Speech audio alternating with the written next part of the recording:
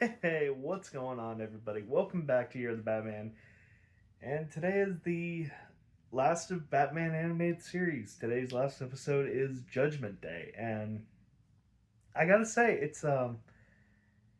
was a good way to cap off the show. Yeah, so I guess I'll just get into this episode, and then afterwards I'll get into the series as a whole. So this episode, it starts off Killer Croc and Two Face. They're selling some stolen goods to Penguin. Killer Croc, he gets shortchanged just because he's dumb, and Two Face, he gets like a little bit more just because he's more so competent. And after the deal happens, this one mystery figure shows up, a figure called the Judge, and he's essentially, just imagine like a stereotypical judge with like the wig with the curls in it and just like a long flowing black robe, like that, but you cannot see his face at all. It's completely hidden.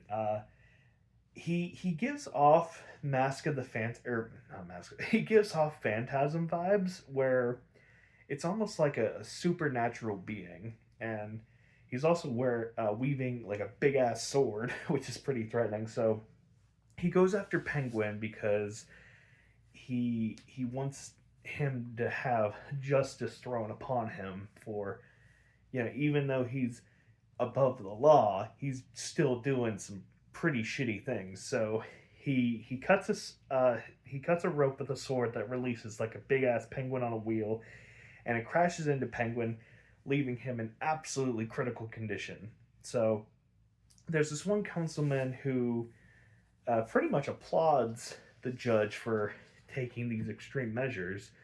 Um, Batman at this time, he's like, "Holy shit, this guy means business," because it's basically like Batman, but like worse. So kind of like Lockup in a way.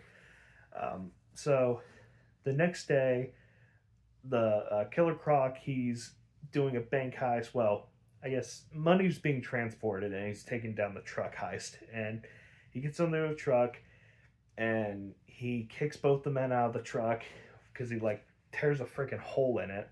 And he's driving. The judge shows up, and this time he's wielding like a big ass.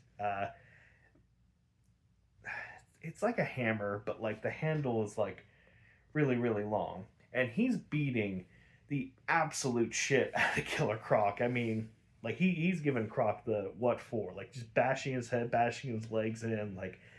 So Croc's trying to get away.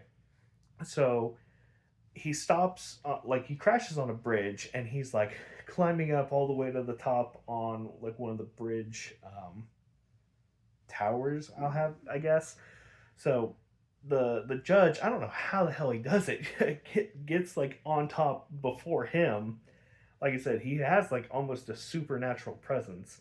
So him and the judge get fighting, and he pushes Croc off. And uh, at that time, Batman, he comes in last second and is able to save Croc like 2 feet away, like before he like hits the ground. So before Batman could go after the judge is already long gone. At this point, the councilman, he is fully endorsing the judge's actions, saying that he's pretty much needed, and people of Gotham applaud him for it because they're kind of just sick of criminals, just revolving door at Arkham, going in and out, in and out, in and out. So it continues for a while. Like the judge puts away several people, like almost killing everybody. Like there was one who goes after the Riddler, and he drops this big ass book on him, which it's so weird that we did not get a full Riddler episode. Like we see him like 3 times throughout the series, but not a single Riddler episode, which is just so odd. I don't know why they made that decision, but yeah, no Riddler. So yeah, the judge, he almost kills the Riddler, and Two Face, he's had it up to here with it. So he makes it so it's like, okay, this guy, he's pretty ridiculous. Something's got to be done about him. So uh, the councilman, I can't remember his name, didn't matter. He reveals to the press that he has no say in whatever the judge does, but he does know that he thinks that Two Face is next on the list. So Two Face, he like goes back to his hideout. He's preparing himself, and then Batman shows up. He's like, "Listen, hey, we're not fighting, okay? I'm just here to protect you. All right? Let's just work things out." So then a video plays on the TV, and it's the judge, and all the doors in in his hideout like close, and a gas fills in, and the judge is like, "Hey, I'm just gonna asphyxiate you. So have fun with that."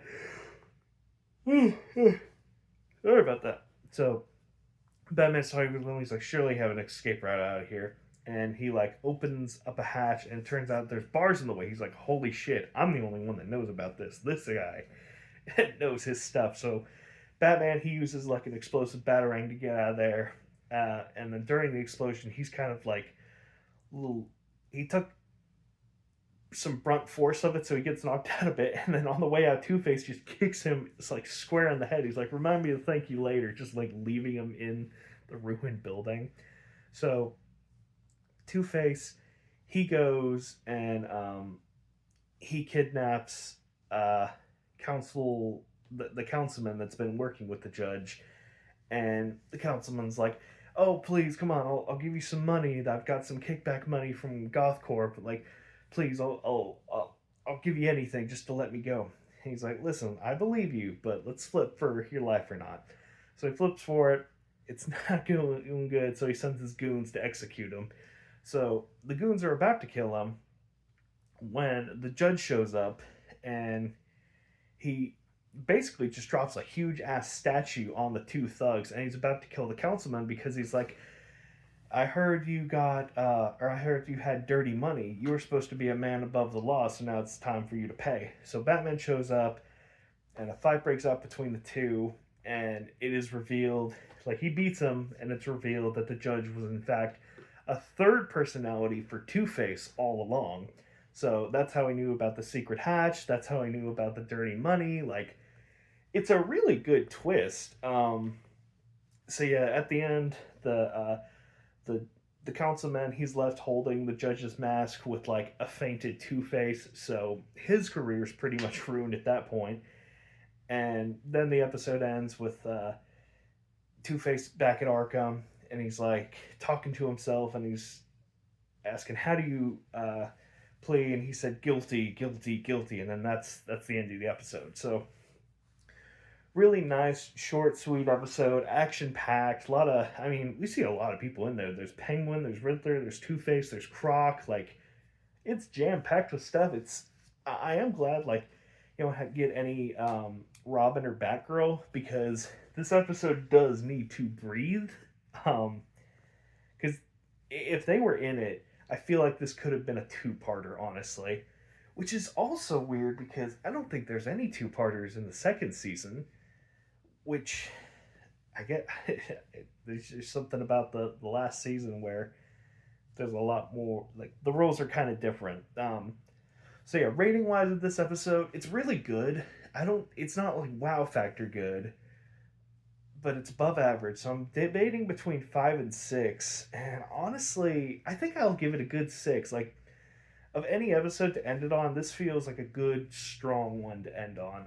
I know officially the last episode is Mad Love, and I guess it kind of works because it's just the cycle repeating with Harley all over again. But I don't know. It feels kind of more personal with Two Face, considering that like he was Bruce Wayne's friend, and I also do love it. So Harvey's the side of order, Big Bad Harv is the side of chaos, and then you have the judge, which is the side of justice. So that's kind of neat. So yeah, good episode, good strong episode, good way to cap off the series. So yeah, overall episode, any person who's watched this series will tell you it holds a special place in their heart, and I'm not the exception. It does in fact hold a special place in my heart, particularly the first 3 seasons. Or two. I guess it just depends on how you like divide, because technically this is its own separate thing called the New Batman Adventures, and volume 1, 2, and 3 would I've been going over, or like 2 seasons, but I don't really care. But I mean, it's just such a good show. The fleshed out characters, like how they did Mr. Freeze, and how they just created Harley, and how Harley's like a staple name. It's just this show has done such revolutionary things. And then I don't know, the animation style was just so unique, where it was drawn on black paper, which is why Gotham seems to be in like such a darker atmosphere than usual. That was a brilliant choice.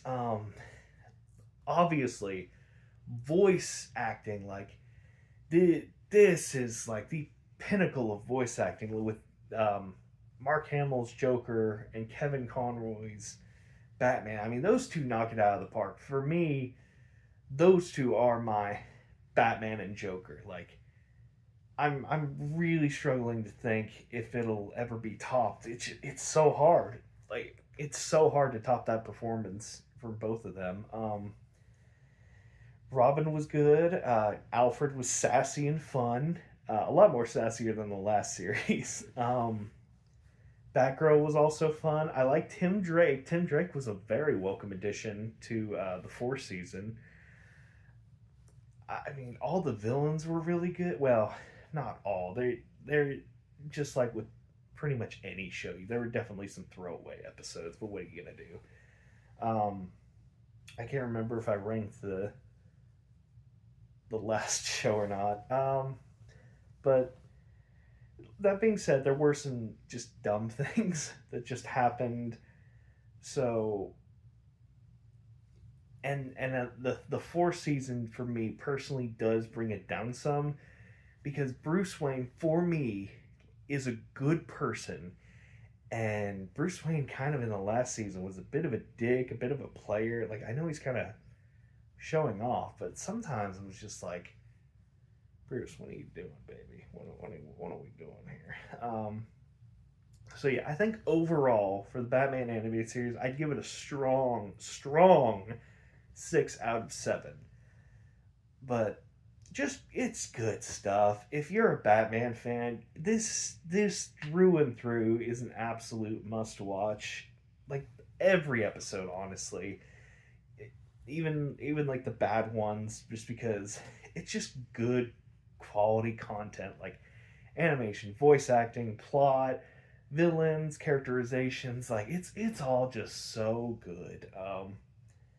But yeah, that's my thoughts on Batman the Animated Series. I'm probably gonna do a few movies until I get to the next TV show, because I know there's some inspired by this universe, like Batman, Mystery of the Batwoman, Batman and Harley Quinn, and I'm tempted to do The Killing Joke just because it does have Mark Hamill and Kevin Conroy reprising their roles, and so I'll maybe with that one. I'll just see how I'm feeling, but for sure I'll do Mystery of the Batwoman and Batman and Harley Quinn, because it uses the same art style and voice actors.